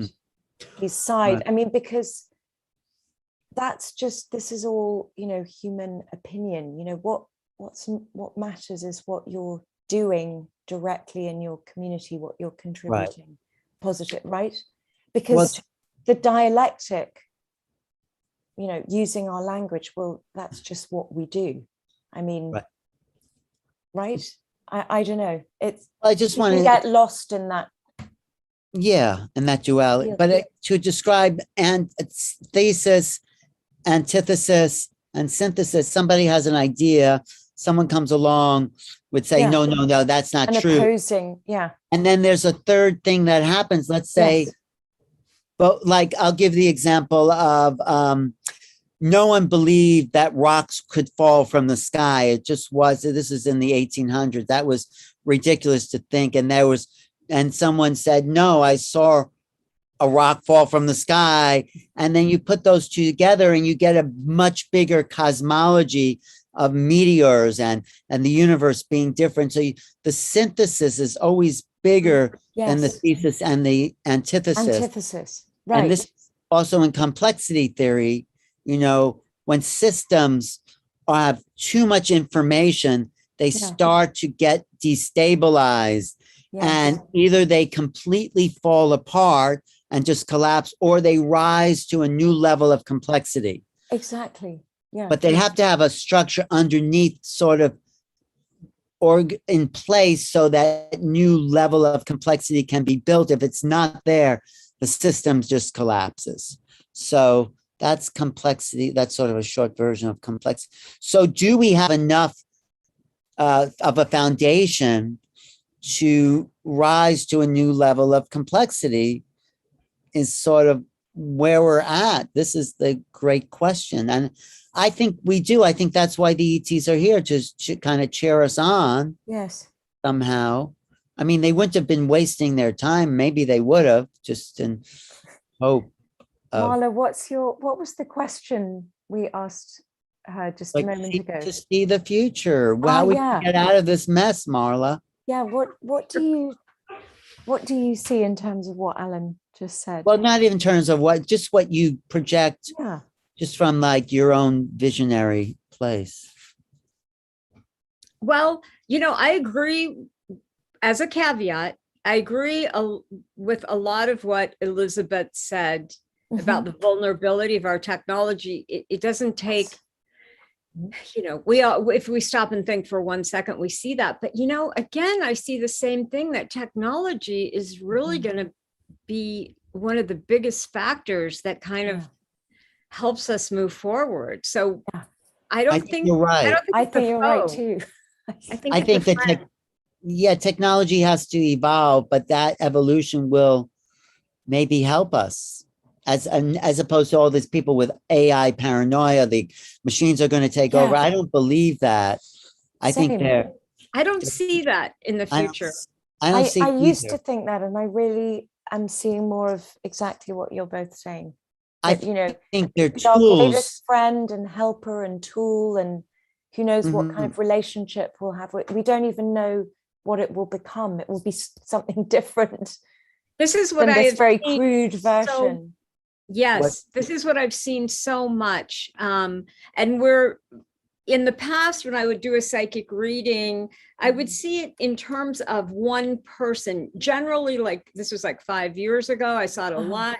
Like the teenage daughter or son of a parent. I'm doing the reading for the parent. They asked me to look at the child. And when I looked at the teenager, I could see forward that they were going to be using technology that we have no reference point for currently, which I think also, I really hate to talk about the benefits of COVID because I get stressed about COVID, but it is one of the things that has propelled us to even learn technology in ways that we hadn't before, much less, there's so many new technological things happening. So psychic, and engage with it, right? Yes. And engage with it positively. Yes. That's somebody like myself. That's definitely a factor. Well, technology has always been double-edged ever since we invented fire. It could warm you. Alan. No, it is. It's always like double-edged. So how much can it be useful and how much do we indulge in and get swept up in it? Or any technology has to, I'm going to quote you on that, Ellen. I'd love that. Quote me on this other one too. I made that one, but Thomas Jefferson said the price of freedom is constant vigilance. So, I mean, but I think that's, I'm sorry. Go ahead. Somebody go ahead. Marla. Well, I think that's where we are in terms of spirituality, certainly. And, vigilance about where I don't mean vigilance in the same way, but I don't know, maybe awareness is a better word. But I think if we could have spirituality, that sense of utopia and technology, not to forget the biology, that would be really great, wouldn't it? I think if we asked 100,000 people what their idea of utopia would be, I think most people would say things like peace, happiness, getting along, cooperation, health,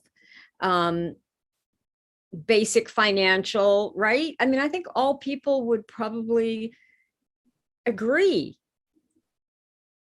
I think I've lost both of you. No, you didn't lose Alan's me. Still there. No, I was thinking just about that. Yeah. Wait, say that again, Marla. Because if we asked 100,000 people, what their vision of utopian life was, I'm thinking that most of those people would say, not all, they want things like health, happiness, cooperation, peace, all of the same needs, financial stability. Yeah. So I wish we could cooperate a little bit more on our utopian vision.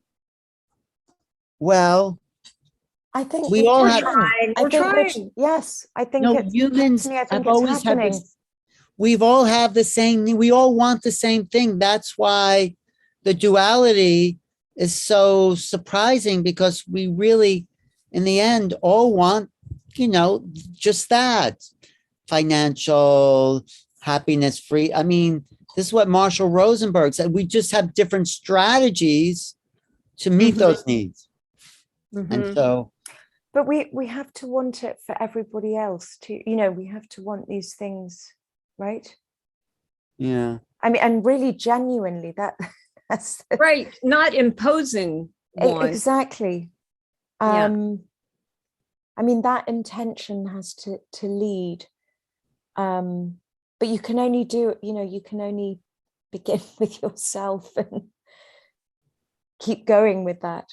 I mean, I've got to say that going back to the technology thing, and when you were doing a reading for the child of the parents, in the readings that I've done with you, Marla, over the years, which has been 3 or 4, Mm-hmm. I would say. Mm-hmm. So, you know, a lot has changed since I first It's spoke true. to you. But in every single session I've had with you, because I always take extensive notes, and I look back at them sometimes and kind of collate them. You've, like, right in the beginning, you were saying, I don't know why, but I just always getting this, you'd say that technology plays a very important role in what you do, me, and then everybody else, and a positive one. And you were kind of going, what do I know? You know, what do I know? I'm not That's even true. I say that to myself all the time. Yeah, what do I know? And sort of, I don't even like it that much. I don't want to use. Well, you're the visionary. You can't question the vid. What do you know? Yeah. You know that you're Exactly. out of the way when you're getting that. Exactly. So the No, but technology that's coming is not what we have now. It's another. Yeah, that's version kind of that. what. Yeah, that's what I wanted to say. That you were seeing that things that we can't possibly imagine, but that it's a positive thing.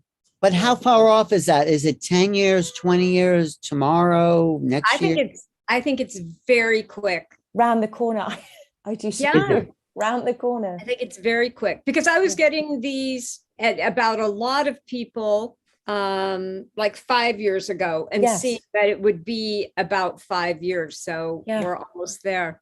That's exactly it. Now that was for a certain class of working people, or a certain, I don't mean class as in higher and lower, certain jobs, certain technological jobs. So that, I feel, is probably what's right around the corner for us in our everyday lives. I don't know, 2 to 3 more years, I think. And will we have, is it connected to alien technology? I'm not throwing it out there, but they do have a technology. Oh my God, psychically, do you want to know what I get? Yes. Right. Of course. Of course. Of course it is. Yeah. Oh. Of course. I get that too. Will it be I do. from reverse engineering, or will it be from the input these beings have directly?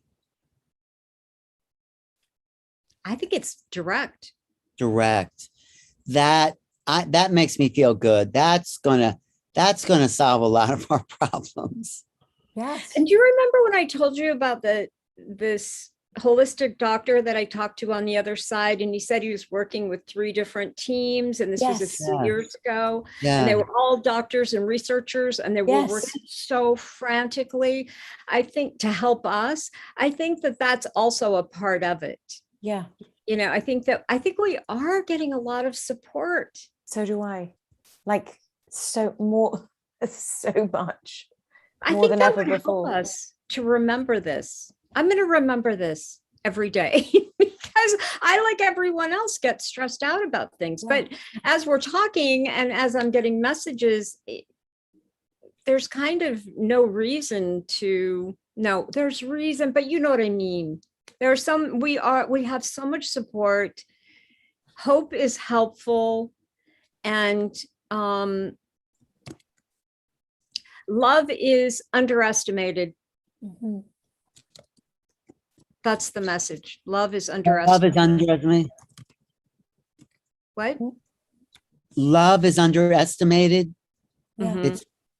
Isn't that lovely? Yes, it is. You mean the capacity, what love can do is underestimated. Yes. The power of love. Yes.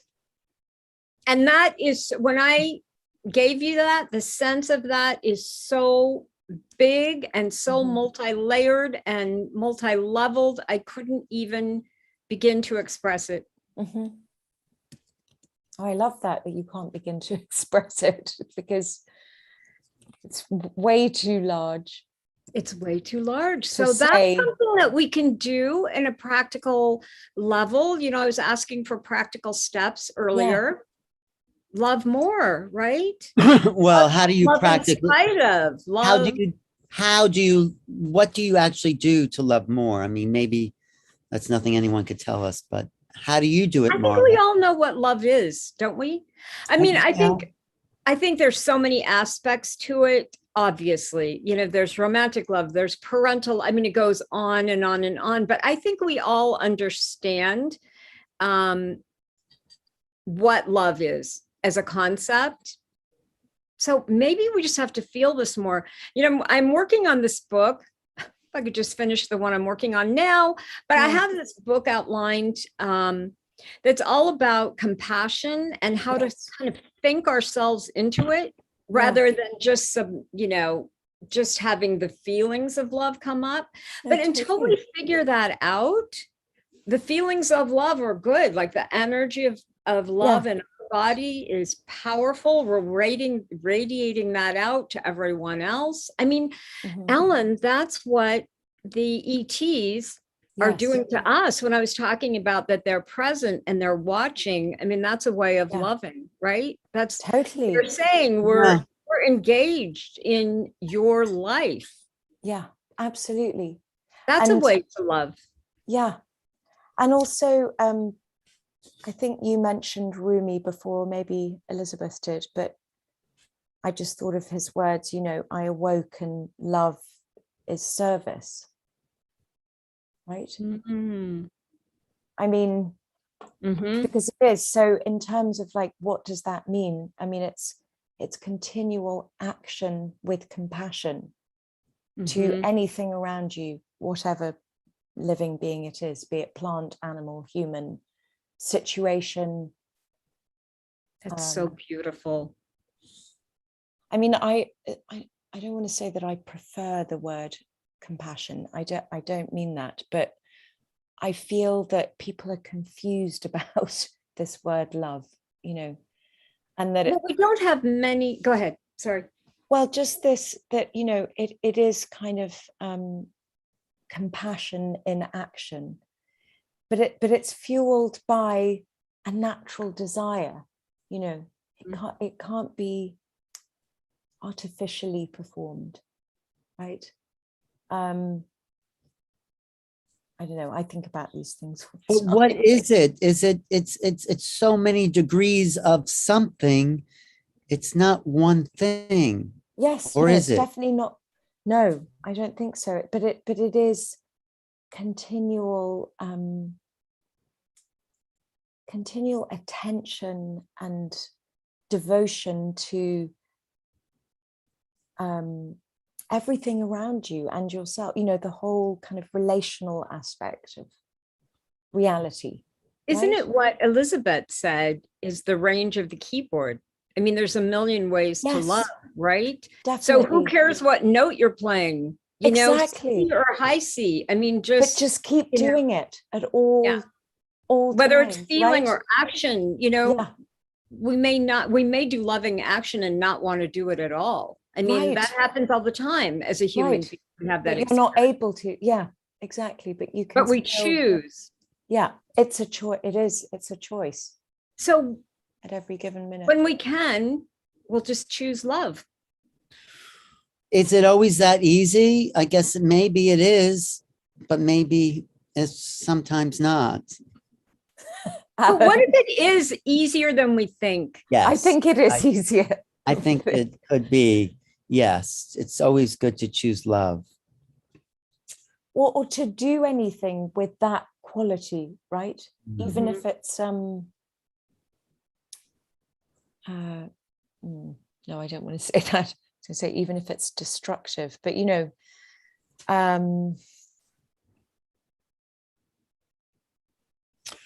no, even if it's difficult, I would say. If it's difficult. Because it can be, you know, you're having some confrontation with someone, and then it takes a lot of overcoming ego to choose love.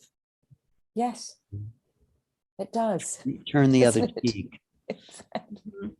So then it becomes a value, an action, a thought, Yes. right? Very good. A value, an action, a thought. Exactly. Those are the And notes. then if we Those can are put just a the few of the feeling, notes.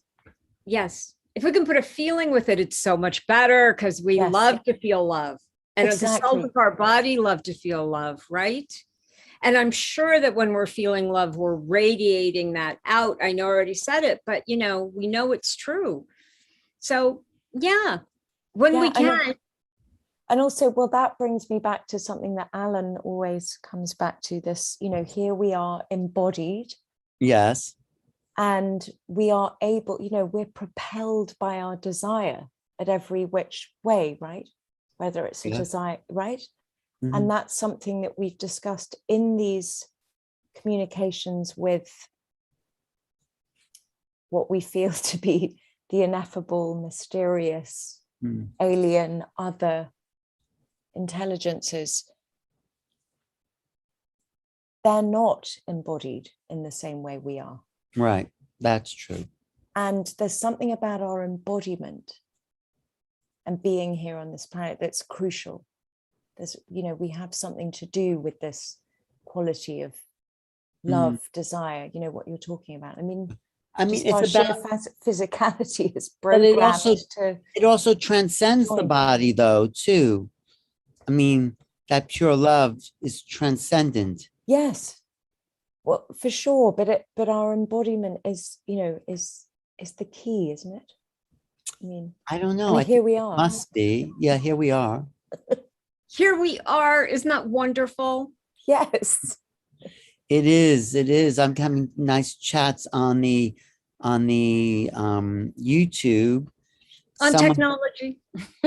Someone says that she just wishes she could join the conversation. So I said, okay, next week maybe we'll have more. Well, whoever that is, you are joining the conversation. I feel you're the right same here. way. Exactly. Well, how is it going on a separate issue in England there, Henrietta? Isn't that for a conversation for behind the scenes?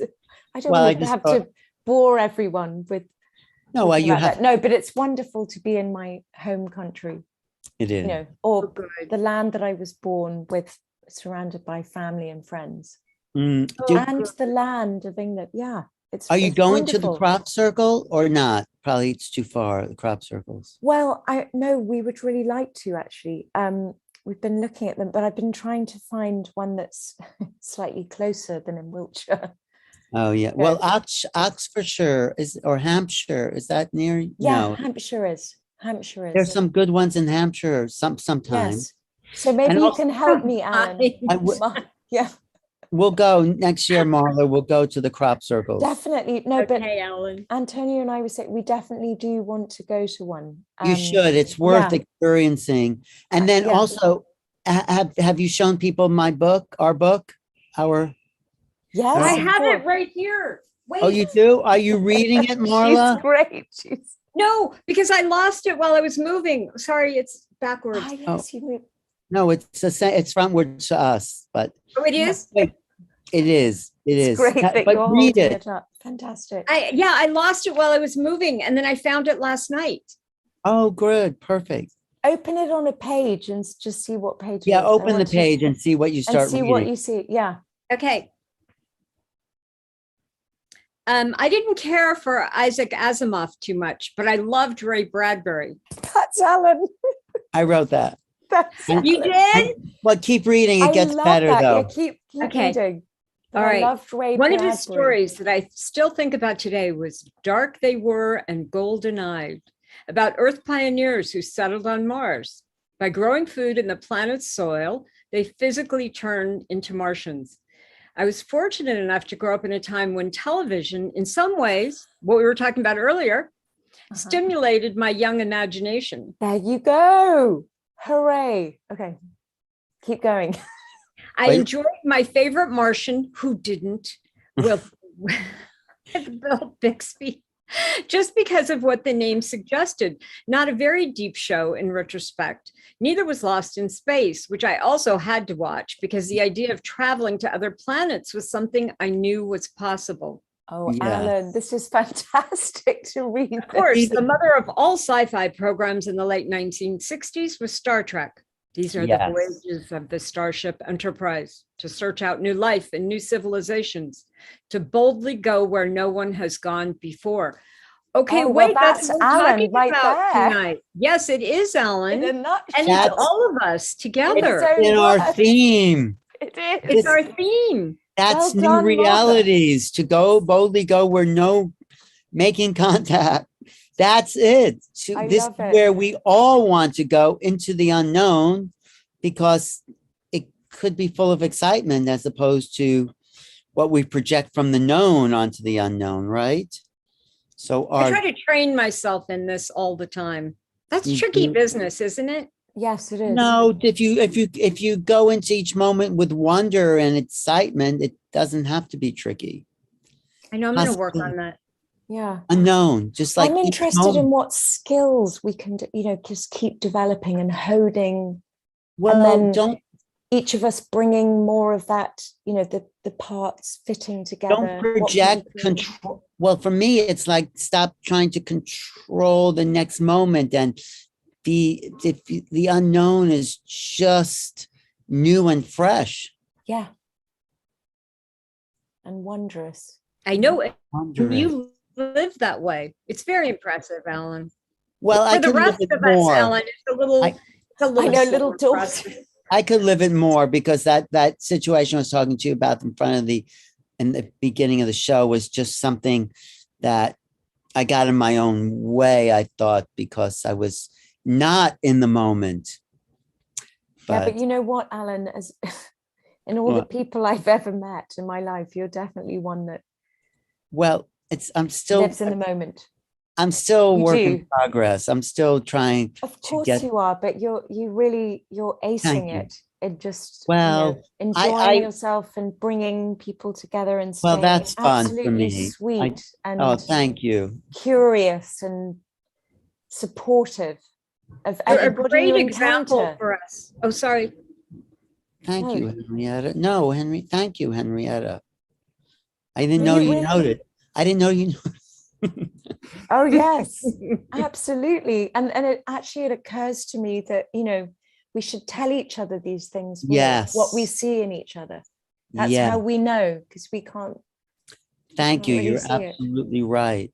And that's also how we can put these pieces together more effectively, Mm. because people have no idea of their brilliance and how they affect other people. Right. You know? That's why I'm very impressed with Marla. Even though she thinks she's telling stories, she's really teaching from her experience Totally. that other Oh. people don't have. Marla, you have a Yeah. view into those other worlds that is It's true. extraordinary or It's extraordinary. true. Extraordinary. Thank you. Yeah, And- and you've really been doing it. I mean, Mhm. you've been And doing it for and it's years. very interesting that those Fascinating. worlds are just so natural to you. It's just like, oh yeah, you went to this other side and you saw this, and this. It's like, really? You just did that? It is unusual, isn't it? It is. I don't know. It is. Take our word for it, it is. Yeah. But I will tell you this. Nobody said when I was 10 years old, there's a possibility that you could become a psychic reader as a But career choice. That's Right, good right. they didn't say it, because you would have done everything to avoid it probably. That's so true. Yes. But but you do enjoy your work, right? I do. I love it. Because you're helping people. And I get the Immensely. benefit of being of seeing into these worlds. It's Yeah. completely fascinating. It's utterly Completely fascinating. And it is so often hopeful. It's so Yeah. hopeful. I mean, people call me, for example, when they lose a loved one, a pet or a family member or Yeah. a friend. And, I kind of go into it, thinking, I mean, less so now than I used to, but feeling bad for them and how bad was it and all of that. But the minute I connect with that person or animal that's on the other side, it's filled with inspiration and hope and life. That's maybe the most important thing. Yes. It never goes wrong. It's interesting you say the other side where there's supposedly no life, you're saying is filled with life. Can you explain that a little more? Do you remember the quote that I told you last week from Guru Jagat? I'm always afraid I'm going to say her name wrong. And she Guru said Jagat. that Yeah. this life, as we know it, is so tiny compared to all of life. I'm paraphrasing, hers was short and elegant. And so life just goes on in other forms. Yeah. Even though we think it's not life, it's still life. And you. and I think it's a bigger, more brilliant life that, especially on the other side, when we're talking about heaven or whatever, I always think of it as the other side. People are, as I've said before, they're being cared for in the most loving, compassionate way. For example, yes. No, I was just going to say, we're not being cared for here in that same way, but maybe we are. Okay, but what if we are, Ellen? I think we don't know it. I think that. And what if we are. believe that? Wouldn't that change our perspective? Yes. Well, I'm going to believe it. I actually do. What was the example you're going to say, Marla? Okay, so this Catholic woman, like super Catholic, older woman, crossed over. And one of the first things she said to me is, I can go to mass 5 times a day if I want. So she continued on with that earthly reality. Now, I'm sure by now, if we checked with her, because everybody ends up expanding out of that. But how comforting for her to believe that that's what she could do, is continue on with the thing that would make her most joyful. And she said, and nobody has to drive me, because she was dependent as an older woman on other people to take her to mass. Does that mean that I can see all those fantastic films that I haven't yet seen, and I don't have to drive to the cinema or watch them online? They'll just be there. Yes, the huge cinema library. Well, it could be. That one holistic doctor showed me, he was like a kid in a candy store. He showed me like he had access to the complete history of medical knowledge for the earth. I mean, not for the earth, but, earthly knowledge of it was like a giant encyclopedia, and he could just pop into the history of medicine here, there, everywhere. Wow. Well, that would be very useful right now. It would be. So you can watch any film you want. I mean, I don't know. Let's just think about the possibilities. I mean, we don't even know what we can do, really, do we, Henrietta? That's what I was saying. I'm very excited about what we can discover about ourselves and recover as well. Right? Elisabet would agree with you on the recovery, right? But it's recover and discover and uncover. That there's, oh yeah, can you write those down? Somebody's got to write those down. Uncover, discover, and recover. Yeah, like all of these things happening at the same time. That's where my phone is. Cam, writing it. It would seem, I don't want to say that this is, but it would seem that more is being revealed.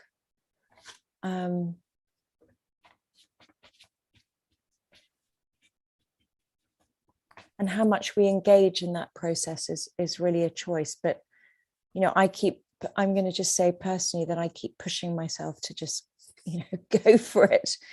I'm not sure we have any other choice anymore. Well, a lot of people will choose to not. That's okay too. But it's much more enjoyable, fun, and wonderful to go on the adventure together. I'm so glad I found you, Henrietta. Same here. And Alan, lovely. whatever he's doing right now, I how know. much we adore him. Absolutely. I'll be right. I'm here with you. I just had to Do make something. space. Yeah, I just had to do something. I'm glowing like a ET here. You But are. Marla, It's fantastic. I am so happy you are joining us because I know it was a little bit out of your comfort zone, but you've done it. You've made yourself a public person, but you've helped people listen. I mean, you've come out of something of an old way, and you're kind of emerging into a new part of yourself with these I'm a dialogues. perfect example. Yeah, Exactly. The new things that have happened in the last year or so. And Yeah. and 2 years ago, I wouldn't have been able to do this. right. And Right. now I think, well, why not? This is Yeah. so fun. And you're also accessing another part of yourself, is my sense. You know, like, and you are sort of becoming more of a teacher even than maybe you always were, but this teaching part, which is very sort of natural, Yeah. just emerging for you. It's just Yeah. it's- And I'm so interested in what you continue to share about these you know- experiences you have and what you can do, where you travel to. but the other thing I want to say to you, Marla, I think it's more fun than you thought it would be. Yes, this I want to encourage people about. It's Yes, so me much more too. fun. Right. Right. And that's because of you. Both of you were the ones that encouraged me to come and be with you. And I'm really grateful for it. Well, Yeah, I'm really, it's reinvigorated my ideas about my work and myself combined. and there's so much more to you than maybe you even thought there was. I don't know, maybe you always knew, but there's a broadness that maybe you didn't even know you had access to, or parts of your infinite being that you're stretching into. That's what I gave Marla a reading last week too. So. Oh, you did? Yeah, Oh, he's just a good little. at it. Yes, I know. I'm just seeing that about you is. though, Marla, that you are big. You know, your vision is so big. And so, And there I was being so small, Yeah. well, Yeah. not you know, really. teaching, but on a small scale, you know, doing readings with one person at a time. Well, So this is the interesting thing, I think, because you really do have some wonderful things to share with us all. Ever since I've listened to you, I'm like, I wish I wasn't the only person hearing this, because, all these friends I could really benefit from. But what's also good approaching about the what world you into- share? It's all based on your personal experience. You're not sharing something you read in a book or something. So Totally. that goes deeper It than, does. oh, I heard this person say, or whatever. It's like your Well, those your are just journey. ideas. She's and your actually journey. experiencing things. Mhm. Yeah, Thank you so right. much. Thank you, Henrietta, for bringing Marla into the picture. So I'm really grateful. And it speaks to how important truly community is. And Yeah. I just urge everyone to, find those people who make your heart sing Yes. and who are asking the same questions and have discussions. And Yeah, I think, that's a really good for point. spiritual and psychic people, Mhm. they can feel really alone Yes, because totally. there's still so much disapproval about it in a way, even though that's changed enormously. So yeah, I urge anybody who's psychic and not comfortable with it to find more psychic people. Yes, that's a And then you can fantastic share. point. Just make I sure you do don't too. judge one another. Exactly. Right. But also No, I- come out of the closet a bit. I think You that's You the have to, future. I think the future is we're all psychic and we all learn Yes. about each other, and we're Me all, too. And yeah. that we develop those particular abilities of us in ourselves. And that's the new platform for moving forward. Yeah. Yeah. Definitely. And That was- Elizabeth, isn't she amazing too? Yes. Well, that's it. really- Everybody has that. I mean, her body of work, her Yeah. research, everything that she knows is And extraordinarily she valuable. shines and she Yeah, she radiates. does. She's like a child, like innocent. Yeah. As Yeah. a I mood. never got the butterfly caterpillar thing so thoroughly. What did you get this time that was different than the other times? Well, you know, Alan, it was you're like being in third grade again, wasn't it? But like hearing Yes. like the exciting story. Well, And yeah, that analogy she made later, you know, that those caterpillars are just voracious, and thank God, because we can't have a whole, I mean, thank God they become butterflies, because we can't have an entire world of caterpillars. So but it's all that, good. that's like we're voracious and destroying, and then like maybe we will turn into something like that. Maybe Something different, something a little maybe different. those to our current UFOs are just situation. caterpillars already there floating above us.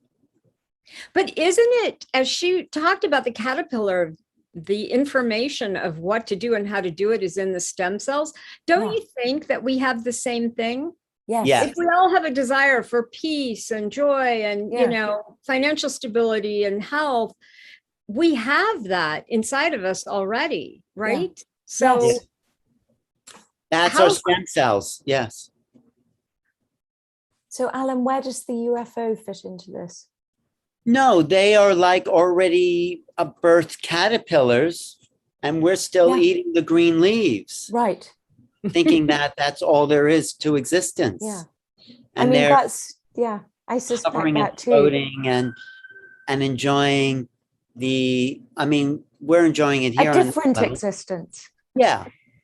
But, you know, I don't know what their reality is like, to tell you the truth. I don't know. I mean, It's, none of I don't us think we do. can know. No, I don't think the caterpillar knows what the reality of the butterfly is like. exactly. Yeah. I'm not saying, and they have their own process they're going through, I suppose. They're not Mhm. just because there's still some of them anyway in physical form. Yeah, So Or physicality that we don't know and can't understand. And exactly. more importantly, don't have any reference point for. right. Right.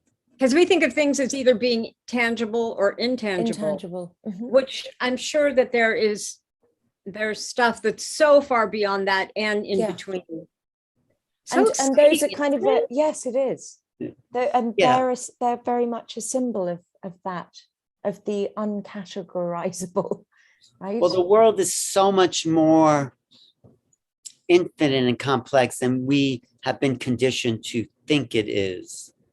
That's why your work, Marla, is just peering into these bigger windows that are behind you there with the Mhm. little sliver of the moon there. I know. So what is that? Is that that's That's your really- background? It's a It's my fake background. And look, your I fake even have pillows to lean on. those are great. fake too. So that's, I mean, fake. They're not fake. And that moon, I think there is it was just the new moon. It was just Rosh Hashanah, the beginning of the new year. Yes, Mhm. we celebrated that for the first time Did you celebrate it for the first time? How did you celebrate it? in down the road here in Oxford at the But how society. did you? Oh, nice. Yes, Okay, beautiful. great. Well, let's meet next week earlier, Yeah. 2 hours earlier. So 2 it'll hours be earlier. it'll yeah. be what time for you then? Like It'll well, be what time is 10 o'clock as Oh, good. opposed to, because Good. now it's 2:30 in the morning. Yeah. And where's Antonio? I think he's downstairs. Oh, Yeah. all right. I'm upstairs in the study. And then when are you coming back? Well, you don't know. Yeah, no, at the end of September. And show my book to some people over there. I absolutely will. Okay, good. Well, we should have a conversation about that. Okay, let's. Yeah. And while I'm Marla, here. be in touch. If I need any more advice, I'll let you know. And Yes, you I'm too. so sorry. I No, don't can't worry. believe I didn't recognize your No, phone no, number. that's okay. That's okay. No big deal. We'll be in touch. And then Okay. thank you everyone for listening. Let me Yeah, see. thanks Um, everyone out Yes. there. Oh my God. Hello to everyone. Oh, Yes, and also you left us, you were leaving us on that really good new note, Marla, of like, you know, find the community. You know, yeah. Yeah. Actually, that's what I did tonight. I was really sort of like, oh, it's too late, you know, I'm tired, I don't feel that well, but it's like, no, I've got to see my people. I've got to say hello. How do you feel about that? I'm glad you're. I feel it's really good to make the effort, to make the choice, to connect as opposed to not. You know, you can surmount a bit of tiredness, a bit of feeling like, oh, I don't really feel like it. I'm glad you did. Don't you feel better for it? Yes, that's the message. Connect with other people, community. Yeah. Good. Okay. And enjoy each other, enjoy the conversation, and discover together. Discover together. That's what we're all doing. Yeah. Because we're all. I like it when I have contradictory opinions. Good. Yes. Your own contradictory opinions. In yourself. Yes. What are your contradictory opinions tonight? I was doing it tonight, like the whole time, like, yeah, media, but this, but that. Me But, too. you know, We're it's working good. it out. Yeah. Working it out. In ourselves. And in ourselves. Not in just ourselves.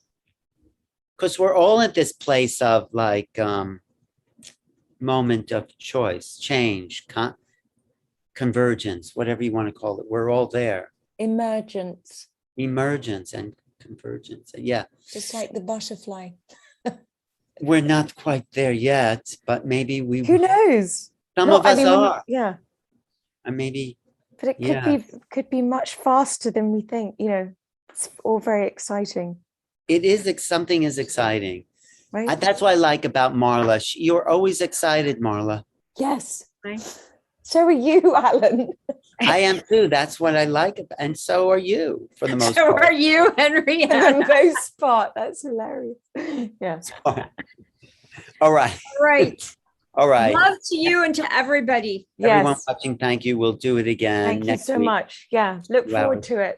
Okay. too. Thank you. Alan Steinfeld. Stay tuned for new realities. Bye. Thanks, Henrietta. Call me. Literally. Be in Yeah. touch. Bye.